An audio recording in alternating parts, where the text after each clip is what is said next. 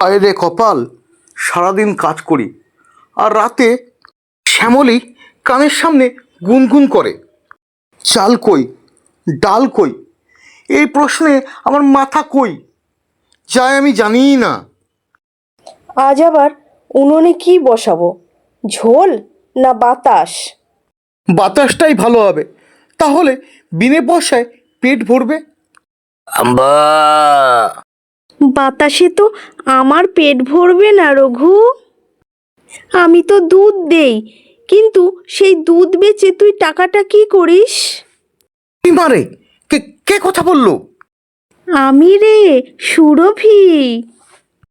গরু আমি ঠিকই, কিন্তু মনটা মানুষের চেয়েও বেশি নরম। ও মা, আমার গরু কথা বলে?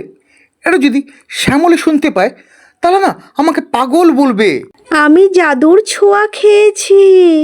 এক সাধু আমার মাথায় হাত রেখে বলেছিল, যে আমাকে ভালোবাসবে তার সাথেই আমি কথা বলবো। তুই তো আমায় ভালোবাসিস, তাই তোর সঙ্গে কথা বলছি। আহারে, তাই তো, তাহলে তো তুই আমার একমাত্র বন্ধু সুরভি। তাই তো বলছি রঘু, চিন্তা করিস না। আমরা দুজনে মিলে এমন কিছু করব যাতে গ্রামের সবাই তাকিয়ে থাকে।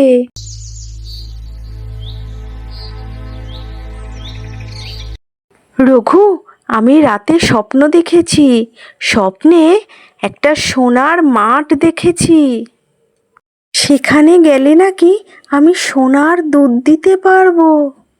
ওরে বাবা, সোনা দুধ! সেটা বেচলে তো আমি অনেক বড় লোক হয়ে যাব, মহাজনের ঋণও শোধ করে দেবো, আর আমি রাজাও হয়ে যাব। ঠিক তাই, কিন্তু আগে তো ওই মাঠ খুঁজে বের করতে হবে। সোনার ঘাসের মাঠে গলু চলে, তাই দেখে মহাজন মাটিতে পড়ে। কিরে গোপাল, তুই জানিস কিছু? স্বপ্নে দেখেছিলাম পূর্বের জঙ্গলে একটা আলোকিত মাঠ আছে, সেখানে গেলে গলু হাঁচে আর দুধে ছোনা ঝলে। তাই নাকি?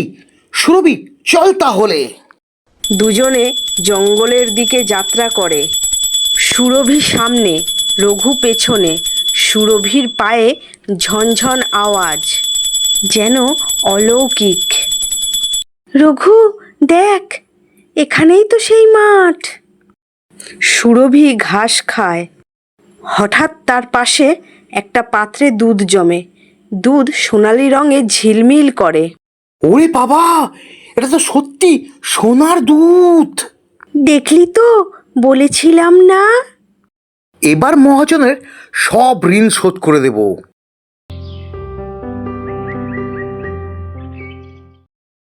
1 2 3। হায়, এত টাকা গুনেও মনে শান্তি পাই না, শুধু মনে হয় আরো টাকা চাই, আরো টাকা। প্রণাম মহাজন মহাশয়, আপনার ঋণ শোধ করতে এসেছি। ঋণ শোধ করবি তুই? আরে, এ তো সূর্য পশ্চিমে উঠেছে মনে হয়। এই যে দুধ দেখুন, এই দুধ বিক্রি করলে আপনার পুরো টাকা শোধ হয়ে যাবে। এটা তো সোনার মতন ঝলমল করছে, তুই এই দুধ কোথা থেকে পেলি? এ আমার গরু সুরভির দুধ, সে আজ নতুন জাদু শিখেছে। জাদুর গরু? এটা যদি আমার হতো। এই, তুই যদি আমাকে তোর গরুটা বিক্রি করিস তাহলে তোর পুরো ঋণ শোধ। আমার গরু আমি বিক্রি করব না, তবে ভাড়ায় দিতে পারি। একদিনে একবার দুধ দেয়, আর 100 টাকা দিতে হবে আমাকে। 100 টাকা? ঠিক আছে, কাল থেকেই গরুটাকে পাঠিয়ে দিবি।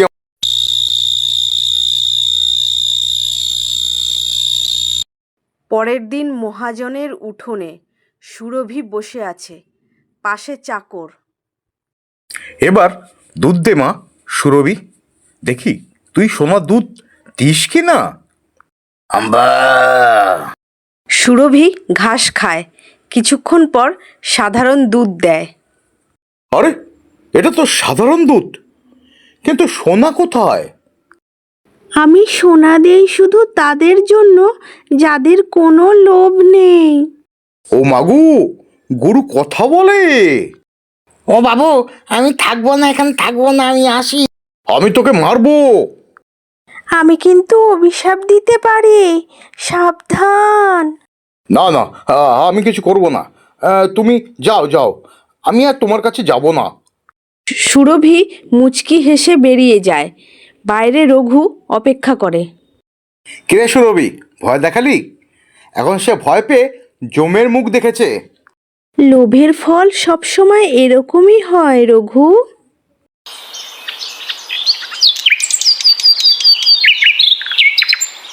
কি ব্যাপার রঘু, তোদের আবার কিসের ঝামেলা?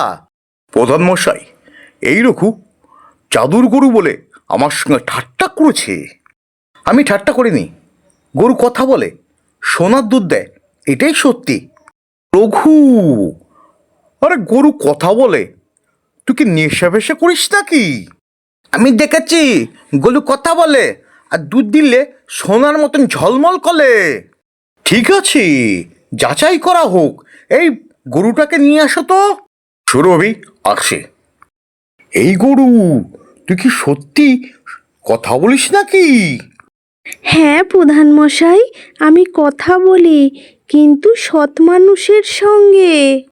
ওমা, গরু তো কথা বললো, আরে সত্যি বললো। এ তো চমৎকার। রঘু, তুই আমাদের গর্ব। না প্রধান মশাই, সুরভি গর্ব নয়, সুরভি আশীর্বাদ আর সৎ জীবনের ফল। রঘুর উঠোন, চারিদিকে আনন্দের সুর। সুরভিকে ফুল দিয়ে সাজানো হয়েছে। দেখো, আজ আমাদের ঘরে সুখের বন্যা। তোমার সুরভি এখন গ্রামের তারকা। হ্যাঁ, আর হরে কৃষ্ণ মহাজন এখন ভয়তে সুরভির দিকে তাকায় না। মানুষ যদি লোভ ত্যাগ করে, তাহলে দুধে সোনা না হলেও মনে সুখ থাকে। মনে যদি ছোনা থাকে, তাহলে ঘরে আলো।